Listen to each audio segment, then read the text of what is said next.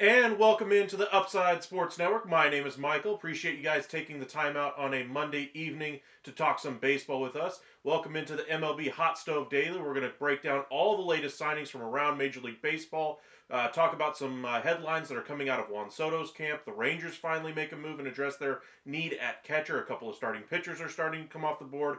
Dodgers continue to take advantage of their bankroll, and they look to continue to do so with some other big names out there. Blake Snell was signed at the end of last week, so a lot is already happening ahead of Major League Baseball's winter meetings. A reminder, we will be live during the winter meeting, so make sure you guys hit that like and subscribe. If you're new here, welcome in. Hit that like and subscribe. If you're coming back, welcome in. I appreciate you joining us once again, Mark and Vinny. Really appreciate you guys continuing to support us here at the Upside. So without further ado, let's get into it.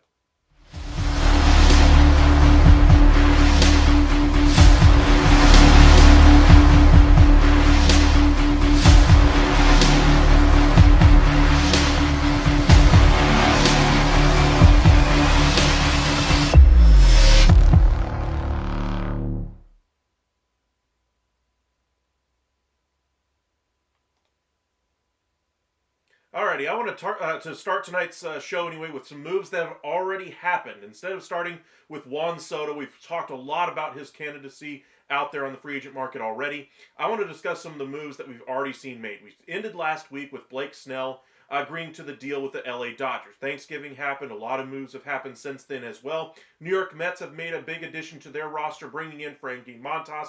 2 years, $32 million, somewhere in that range anyway. Good deal for the Mets. The big thing for me out of this move is that they've addressed one big hole in their rotation, bringing in some proven performance. This tells me one of those guys at the back end of that rotation that was there last year will not be returning. So who do they value out of that rotation? Who are they going to bring in? It's said that they're also talking to Clay Holmes as well about him possibly being a starter in their rotation, not a bullpen piece. He's one piece that we'll get into later in our show that's kind of drawing some headlines from around Major League Baseball this evening. So, New York Mets add a starter. They're also in the market for Juan Soto, Corbin Burns, other starters of their own, Luis Severino, Sean Manaea, Jose Quintana. All those guys are all up in the air as far as what's going to happen with that New York Mets rotation. That's item one. New York Mets upgrade their rotation and once again act early in free agency. This is the third straight year now we've seen them go out there and make moves before we get to the winter meetings. They've done this in multiple years now with Steve Cohen at the head of that organization. They want to take advantage of the market, take care of any complacency that there might be out there, teams kind of waiting to see where market prices fall. And instead of waiting for the market to take shape, they're creating the market themselves, setting the numbers for these guys to be compared to later on down the line. The big reason for them doing this, the big advantage of them doing this, is that if they pick the right guys, the guys that they value, it could really work out in their favor. Now, the biggest advantage for them, of course, is that they get their pick of who they want to go for as long as they're able to come to terms on a contract. If they agree to those terms of the contract, sure, they're setting the market, but they're also getting the first choice of the players that they want to go for. Maybe they value Frankie Montas as being the difference maker at that price point. Remember a couple of years ago, the Rangers took an opportunity later in free agency and got Nathan Eovaldi at a very similar number as far as what the contract, and then the option, of course, for Nathan Eovaldi. But maybe they viewed Frankie Montas as something where they could get a return on the investment of what a Nathan Eovaldi did for the Texas Rangers. Now, I think that's a little out of the question. I think Nathan Eovaldi was a better pitcher at the time when he hit free agency, better track record of performance, and a more proven pitcher. But, of course, he had the injury issues. Montas has had some up and down performances, injury issues as well. Him going back into the New York market, how will that work out? We'll have to see how it all shakes out. But this is the New York Mets taking a stab at the free agent market and saying, this is a guy we know that could make a serious impact in our rotation, and so they went out and get the deal done. Another move that did get finished was the Chicago Cubs bringing in Matthew Boyd. A good addition for this rotation. For me, though, I'm not sure how big of a upgrade to their rotation he is. Sure, proven performer, track record of success, all those kinds of things. But he's not exactly a Cy Young winner. He's not even a number 2 as far as I'm concerned in rotation. I think when he's on, I think he's probably at best a number 3 in that rotation. And if I'm the Chicago Cubs, maybe I don't have the money that I would like to spend in my rotation without moving off of Cody Bellinger's contract first. So I want to go ahead and get a proven guy in there that I like. And maybe that's what they see with bringing in a guy like Matthew Boyd. But for me, this is a missed opportunity for the Chicago Cubs. I think there's other starting pitchers, I would say in the neighborhood of 20 to 25 other starting pitchers I would rather have had this offseason than Matthew Boyd. I understand resurgent year, all those kinds of things, but we're talking about a guy who was on the scrap heap not that long ago. And, Nathan Eovaldi's out there. You got other pitchers that could have been had in that, $10 to $30 million range before you even get to the top guys in Fried and Burns and Snell and those type of players that they could have gone for instead of Matthew Boyd. Is it a depth signing for me? I think it is. If you're counting on him to be your number 3 day in and day out in that rotation, I think you're asking a little much. At his best, that's what he is.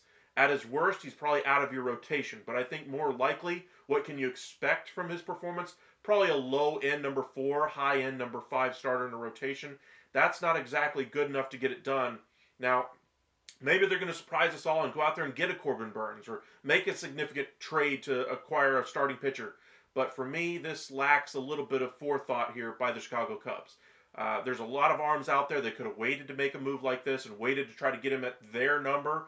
Like I just talked about the Mets going out there and setting the market for Frankie Montas. Now the Chicago Cubs, instead of waiting for a pitcher like a Matthew Boyd to be available in, say, the end of December, beginning of January market, where the prices, you have an idea of what you're going to get, and maybe you find a better pitcher on the market for the number you're getting Matthew Boyd at, rather than going out and setting the market for a Matthew Boyd type pitcher, and now you're stuck with him, you've already signed the contract, and you ultimately miss out an opportunity to sign somebody who might have fallen through the cracks. Now, the Mets took the risk and identified what they wanted in Frankie Montas, which is what I like about that opportunity, but there's a higher ceiling on what you could possibly return in a Frankie Montas. Matthew Boyd, what's your ceiling here? A number 3? Frankie Montas has proven he could be an ace in the Oakland A's system. Struggle in New York with the Yankees proved he couldn't even be in the rotation at that point.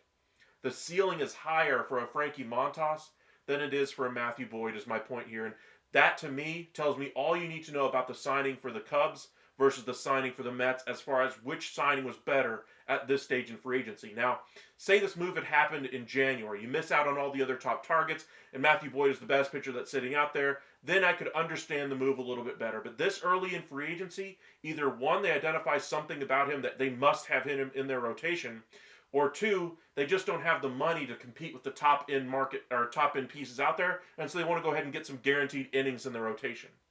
I don't think Boyd is a big enough pitcher to get or to make that type of an argument for, and that's why I'm against the move that the Cubs made to bring in Matthew Boyd.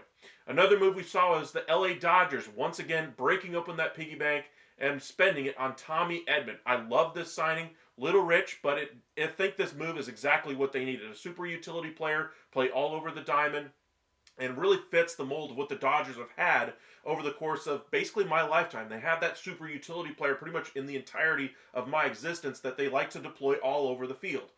They had that many years ago with Paul LaDuca. They had that with Chris Taylor, Kike Hernandez, and now the iteration is going to be Tommy Edman. 5 years, $74 million, a little bit rich.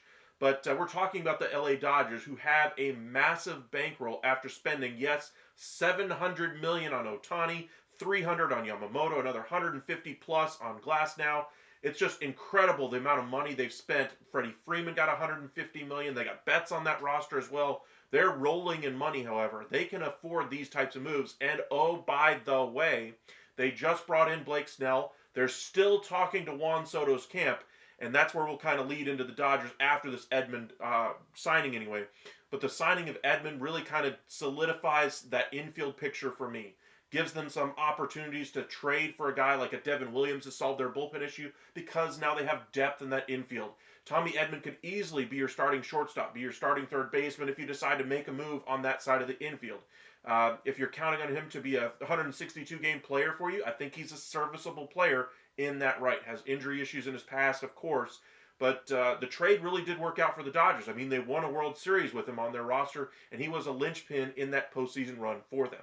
Great signing for the Dodgers here. Another good move for them overall. Money, of course, seems to be no issue for the Dodgers so far this offseason. We'll see how far they ultimately go spending this offseason.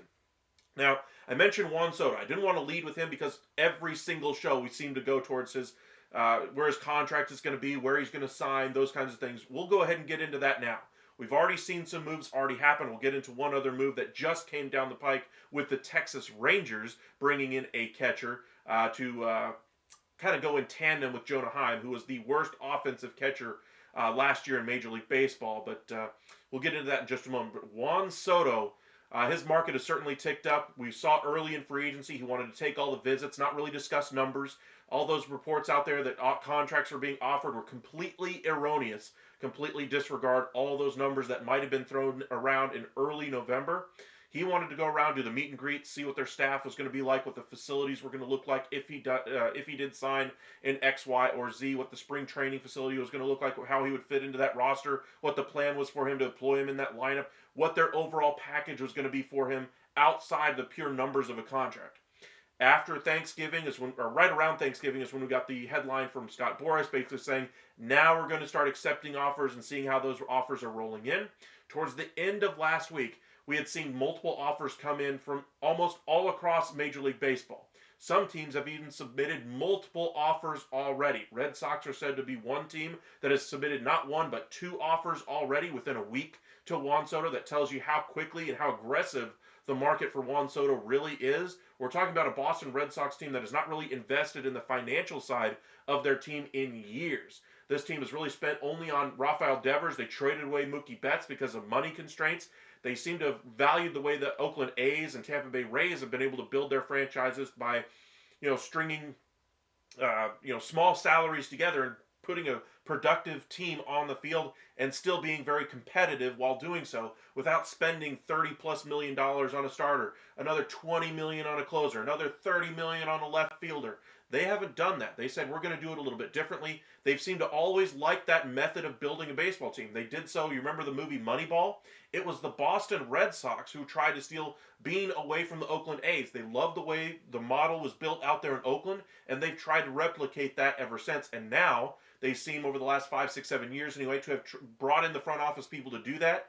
it's fallen on their face for the most part. They've had some success stories, but a team that was in, I believe, the ALCS, 3 years ago? I might be wrong. 4 years ago, right around in that area, has really seemed to have taken a little bit of a nosedive in recent years. Betts is no longer there. That rotation is absolutely atrocious. Sale's not there. Injury performance, all those kinds of things have come into play. Their really only real aircraft carrier on that roster is Rafael Devers. Their other big expenditure in free agency, Trevor Story. That didn't work out. They lost Xander Bogaerts for essentially nothing in free agency. It has not been a pretty picture here for the Boston Red Sox over the last 5-6 years or so. And this is a good step for Boston Red Sox fans. It's them getting back into the fight as far as finances are concerned. They are expected to bring in a top-flight starting pitcher. Whether that's Corbin Burns, Max Fried, or if it's via trade, they are going to add some starting pitching this offseason. Mark my words. And they're not going to be done there. They're still looking to bring in a Juan Soto. Even if they brought in Juan Soto, they would still add a starting pitcher. That's the type of investment the Red Sox are looking to make this year. I think this is an admission that things didn't actually work out the way they had originally intended by going the route of the Oakland A's and the Tampa Bay Rays.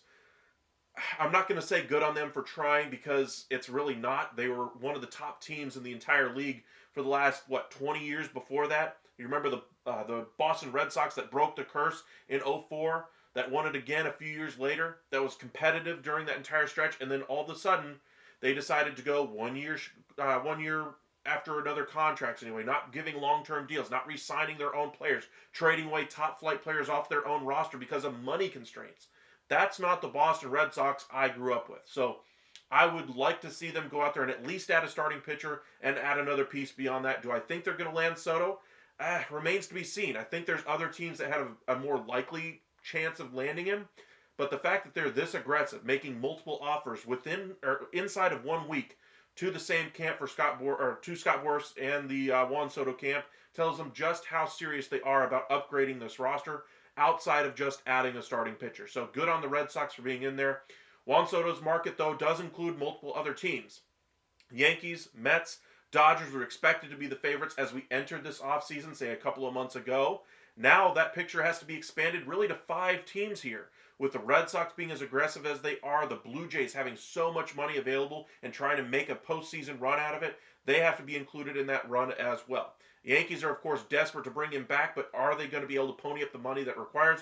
And then, of course, the Mets. They have all that money with Steve Cohen. Same thing with the Dodgers, rolling in money out there on the West Coast. Really a 5-team race for Juan Soto. And there's been more than that as far as offers that have been submitted for Juan Soto. So they're not saying any other names out there that, the dark horse teams, but we can kind of guess who they might be. Maybe there's an opportunity returns to Washington. They have so much money that they could bring him back. Maybe the Padres have found a piggy bank that they could go after. Texas Rangers have made big expenditures and need to upgrade their offense. They have $40-ish million to spend and have ways to where they could manufacture more space if they trade some money off of that roster as well. Those are dark horse teams, though. I still expect it to be within one of those 5 teams.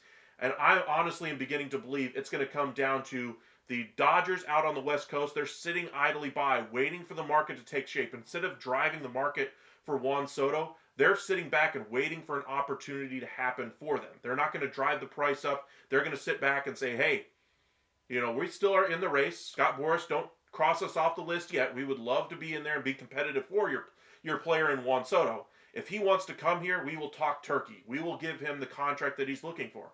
But we're not going to outbid ourselves. We're not going to bid on top of ourselves just for the betterment of his contract. So they're taking a page out of successful teams in the past that realize, hey, players want to be here, so we're going to use that and realize, hey, we are the best team in all of baseball right now. We arguably have the best rotation that's ever been constructed in Major League Baseball history. And oh, by the way, it could only get better by the additions we're going to bring in this offseason as well.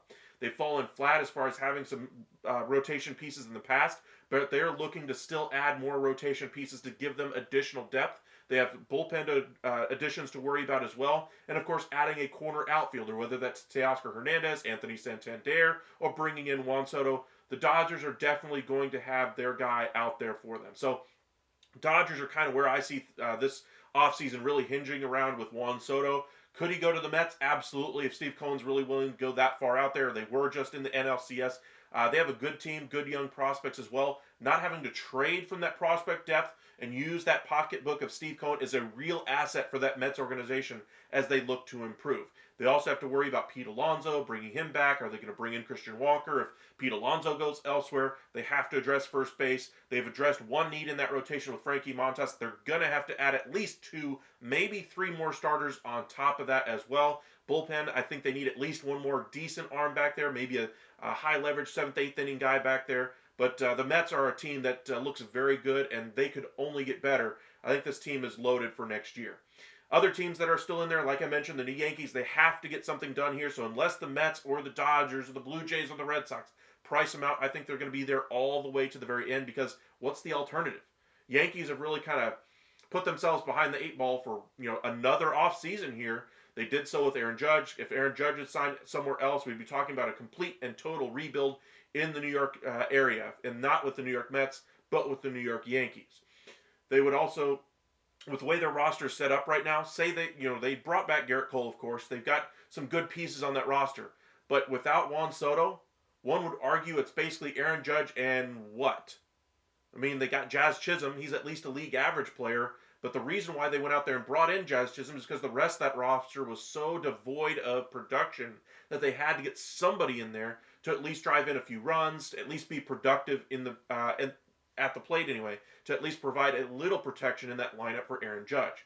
Now, Juan Soto goes somewhere else. Are we talking about a team that even competes for the division anymore? I think they'd still be in there for the wild card, but I think we can basically close the book, slam it shut if they lose Juan Soto this offseason. There's not a player on the market that could fill his shoes on them right now.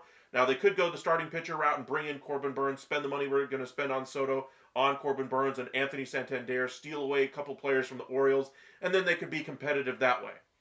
But they're not going to be as good as they would have been if they had brought back Juan Soto. That's my case for the Yankees as far as why they have to get the deal done. If I'm Steinbrenner, I'm going to go a little bit above what my comfort zone might have been at the beginning of this year and said, hey, I know we said budget constraints and all that, but I realize how valuable he is to this team. If we lose him for nothing, where are we really going as a franchise? That would be a serious conversation I would be having with Brian Cashman if I'm Hal Steinbrenner as far as where we are headed if we lose Juan Soto. And if there is no plan, that might open up the purse strings a little bit more for Steinbrenner. Blue Jays, as I mentioned, are still in there for Soto. A lot of money there, a lot of pressure on that front office to be able to compete and get a postseason victory under their belts. Underperformance, injuries have really, plagued them the last couple of years. They need to prove their worth. They need to show productivity. They need to show advancement. They need to show progress as an organization. They have a lot of contracts coming up over the next year or so. They have a lot of players coming due for free agent deals as well. This is a time where they can either push their chips in for Juan Soto and say, hey, we're going all out. We want to compete and win this year. And they would be absolutely justified in doing so to try to save their own jobs. Is it the best move for their long-term future as an organization? That's a different conversation.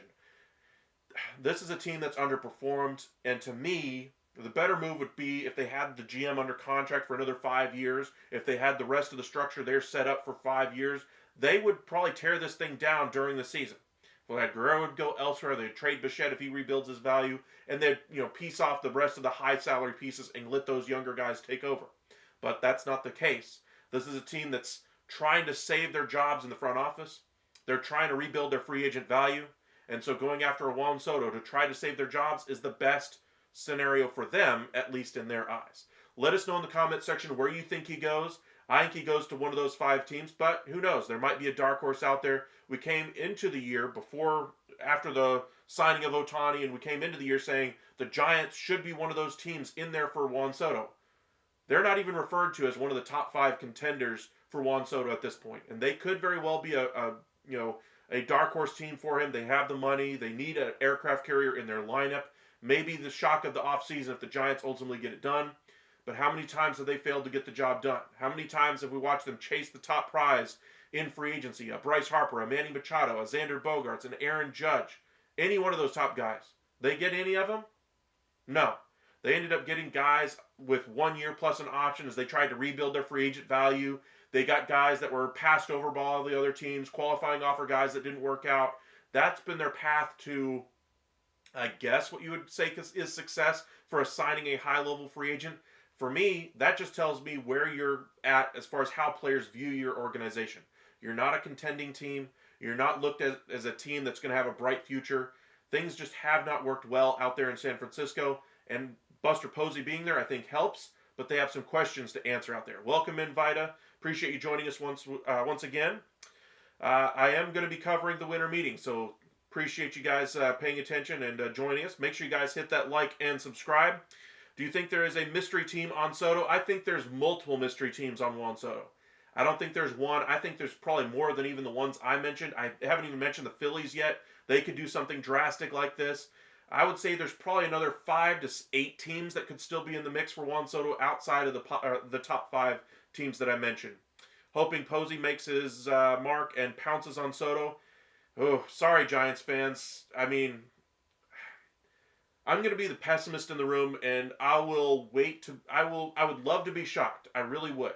I just don't think it's going to happen. I mean, you look at the track record. They have no track record of success recruiting free agents like this. They got oh so close with Aaron Judge, but all it took was a phone call from Hal Steinbrenner saying, "Hey, we want you to be a Yankee for life. What's it going to take to get it done?" And he was gone. There was no, "Hey, let me go ahead and take this number back to San Francisco." There was none of that. And there's been really no top flight free agent that's even come that close to even be in that conversation. So hopefully Buster Posey can change the narrative there. But for me, this is still an organization that needs to land a top flight free agent. The best way to do so would be to go out there and try to take advantage of a free agent that's looking for the best dollar amount and put it on the table for him. They have all this money to go out there and sign a free agent. Say they put down 10 years at $600 million for Juan Soto. It's going to be more years, but you get my point. If the AAV is over $60 million, that kind of a contract would be ludicrous.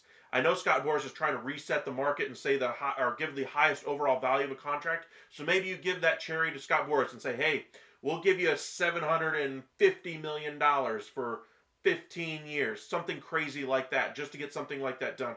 That would be an insane contract for a one-way player. Ohtani was two-way, got 10 years, $700 million. You're telling me a one-way player as good as he is, who isn't still the best player even on his own team because Aaron Judge was the best player, that he's worth more in total value? That's where you would kind of lose me. But that's the type of contract it might take to get the Giants to get one of the top sluggers in Major League Baseball right now.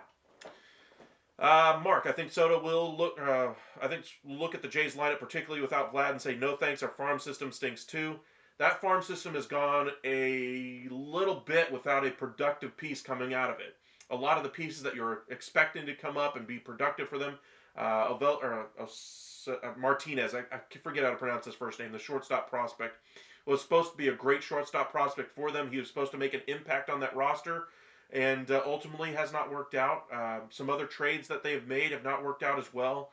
That lineup is starting to look a little thin, and without Vlad Guerrero Jr., say you plug him in and Vlad goes somewhere else in free agency next year, if things don't work out, what are you really stuck with there with Juan Soto for the next 10 years? How good are you really going to be? Thank you. I couldn't remember how to, I still, Orelvis, I guess is how you pronounce that. Anyway.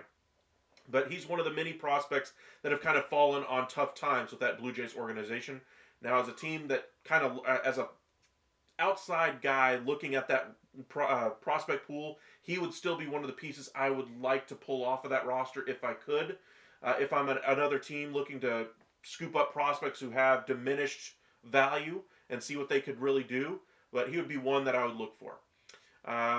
But yeah, without Vlad, that lineup looks a little thin. Bo Bichette could be on the way out. If things don't work out, say by the trade deadline, Juan Soto could have signed there for 6 months and be stuck there for 14.5 years on a really rough situation. So, Blue Jays are in a tough spot, but, maybe they get things to work in the right way. That's a big risk right now, though, for a free agent to really consider. I would be more inclined to go to the favorite in the National League side for probably the next 5 to 7 years in the LA Dodgers, or I'd prefer to stay in New York where I might be more comfortable, and maybe I want to go to the better team in New York right now, and the Mets. All of those are in consideration. Maybe the Red Sox are more appealing because they got prospects coming. Their young pitching staff is starting to get better, and they're going to invest in that pitching staff. In addition to that, you have Rafi Devers already signed long-term, less question marks around the Red Sox than, say, a team like the Blue Jays. So those are kind of the news and notes around Juan Soto. The other bit of news that we got just before we came on the air,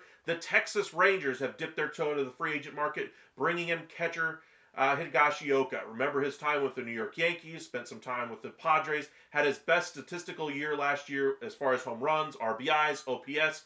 And when you talk about the Rangers catching situation, that offense behind the plate was absolutely non-existent. Now, catching offense as an industry whole is down, but for the Rangers, it was absolutely abysmal last year. The former starter for the American League, in the All-Star game anyway, was Jonah Heim. He was the worst catcher offensively by any metric on the offensive side of things. When you look at the Texas Rangers lineup, they needed an improvement there. They brought in Carson Kelly. He was a little bit of an upgrade there over what they had already been working with. They may still look to bring in another catcher, but Higashioka is a good upgrade for them offensively. Always been thought of more of as a defensive first catcher, but his offense certainly ticked up last year, and hopefully that is a good sign for things to come. He's 35 years old, so the commitment's not going to be too much here. Still haven't seen any numbers thrown around yet, but 2 years for a catcher on a very thin catcher market this offseason. Good get here for the Texas Rangers. This is one of the many moves that they were expected to make. I would expect the number for Higashioka to probably be in that $4 to $7, $4 to $8 million range, maybe upwards of 10 if the market was really that high. But I think the Rangers really were looking to pounce on the catcher market so they could pivot to their other needs in free agency. That being a bullpen arm or 2 or 3, possibly bringing back one of or both Eovaldi and Heaney, and then adding to that offense. So we'll see what the next step is for the Rangers, but good step getting out into the market, getting some things done before they get to the winter meetings. Now, for those of you just joining us, some things that we need to look forward to next week. Next week is the winter meetings. I've already taken off for work. I'm off today. That's why we're able to go ahead and start our live a little earlier. But we will be going live for you guys at covering the winter meetings as well. Hopefully we'll be able to get out there to the winter meetings for a day or two and cover it live from there. I am expecting Juan Soto to sign around the winter meetings. I believe Scott Boras is going to try to do some big moves there to really capture the baseball world. He's already had 3 of his top pitchers signed on the market already. He's looking to, pounce on this free agency period and really prove that he is the top agent in the game. And he's gotten good contracts so far. Blake Snell was a great contract for him. Now, Juan Soto's contract obviously is going to be massive. He's looking to top the number of Shohei Ohtani. He said that from the outset of free agency. He really said that from the outset of the season back in April. But Scott Boras, I think, is going to get close to it. Whether he gets over that mark remains to be seen. But it's not out of the realm of possibility that it's going to be over $600 million, maybe even over $700 if he gets his wish. But there are so many teams in the market for Juan Soto, multiple offers coming in from teams already. And I'm not referring to multiple offers like one from the Dodgers, one from the Yankees, one from the Blue Jays. I'm saying teams are already bidding and bidding again. Like we just mentioned, the Red Sox have done. Blue Jays are said to have done as well. I wouldn't be surprised if the New York teams have done that. Dodgers seem to have at least put in an offer and then told the camp there that, hey, let us know what the market's at. Whenever you get close to a decision, we'll go ahead and submit another offer, but we're not going to bid against ourselves. And the Dodgers have every right to do so. They are the best team in the National League, the best team in all of baseball, unquestionably right now. They have the best player in all of baseball, and arguably the second and third best players in Mookie Betts and Freddie Freeman. They have an absolutely fantastic rotation when healthy, question mark, asterisk, whatever you want to put next to it. They still have some holes in that bullpen. They have to add another starter as well for depth, but that team is loaded. They brought in Tommy Edman as well. I expect them to make some big moves in addition to the moves they've already made, and they seem to not be willing to slow down at any point as far as spending. So they will spend. They're in the market for Soto. I'd expect them to add at least one more corner outfielder if it's not Soto. And then, of course, adding to the back of that rotation, whether it be Roque Sasaki. On the Sasaki front, there's been some hesitation from outside news sources saying Sasaki may actually want to go elsewhere, see this as too, overwhelming of a situation, too much talent on one team, that he wants the challenge of another team. There are other teams still in the mix. I understand all those things that, as far as, it might be a long shot for those teams, but I do take some credence to believe that the Dodgers aren't a, stone cold lock for this to happen. I would say that the odds of it happening are probably around 80% now, a little bit down from what I would have said a week ago, but I still think the overwhelming favorite for Sasaki has to be the LA Dodgers. Appreciate you guys joining us. Make sure you guys hit that like and subscribe. We'll be live covering the winter meetings all week next week. We'll have a couple of videos coming out for you guys as well. I am off of work until Thursday, so I'll have some extra content coming out, more than what we normally would. So be sure to follow us along for all of those. You can follow us over on X at UpsideSN. We will be having some changes and adding some new social media as well. So be on the lookout for that. I know, Mark, you already follow us over on Facebook at the Upside Sports Network page on Facebook. Appreciate those of you who interact with us there as well. If you guys have any questions, any topics you want us to discuss, any trade ideas that you have, we'll be discussing quite a few of those tomorrow night. So make sure you guys check in on the stream tomorrow night, where we will discuss quite a bit of the trade chatter that is out there. So post any trade ideas to us. Send them in our comment section. If you want to send a super chat to make sure your trade idea is addressed, we will make sure to do so in our stream tomorrow night. But I appreciate you guys joining us. Y'all have a great evening, and we'll see you tomorrow night.